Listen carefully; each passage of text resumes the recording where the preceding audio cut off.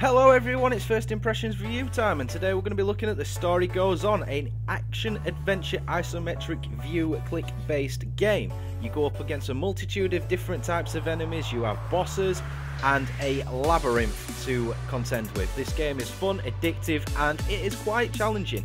Most of all, it is unforgiving. You die, you have to start right back from the beginning. There's no save points in this game, so let's get straight into it.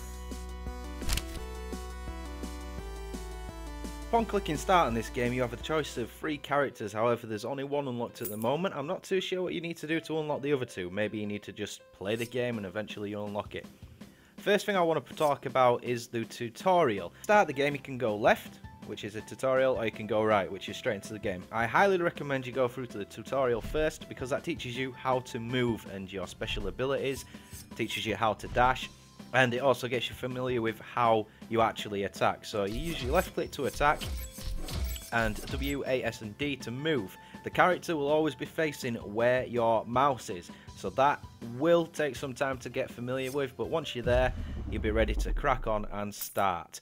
Now a little trick at the beginning is you've got that key and that chest and that heart there. They are not for you to grab, they are to show you what items you can be looking at. So if you grab a key, you can open a chest, and those health points are to help you out. It does say try not to die. That's a lot easier said than done. As you can see there, just died. I have to start all over again now. However, if you do eventually get through to the boss, you can start moving on to the different types of levels. What we've got here is we've got like an ice type level. This affects your movement slightly, you slide around a lot more, and you attack enemies that are based on a level. So for this one, we have penguins, as well as some strange little snowman, and some white wolves, and some other weird creatures. By playing this game repetitively, there is no way in this world that anyone will complete this first time. You need to repeat and rinse and repeat and keep on going until you understand how these enemies work and what they're like. So different types of enemies, well, they can fire projectiles at you, they can shoot around the area like these penguins do, they can come straight at you in a slow or fast paced movement. As you can see, these little ones here did take quite a bit of damage there. And then you get to the bosses, all you need to do is find the boss key and then find the actual part of the map where the boss is, and this one is a huge penguin that just keeps on firing at you. All you need to do on this one is just dodge. Just keep an eye on where he's looking and then just make sure you dash out of the way. Very simple. And this character also has a unique ability where you can press E, and that'll, if you are close to a wall, it'll grapple hook towards a wall, which is good for escaping. However, it's a lot more difficult than said to actually get it done. After each boss you complete, you get this level here where you can choose a wild card, which is a random thing, or you can pick a potion up. Potions are random, the spell scrolls are random, and the upgrades to yourself are random. So depending on your luck, you may get something that you really need and you have the points for it, or you won't.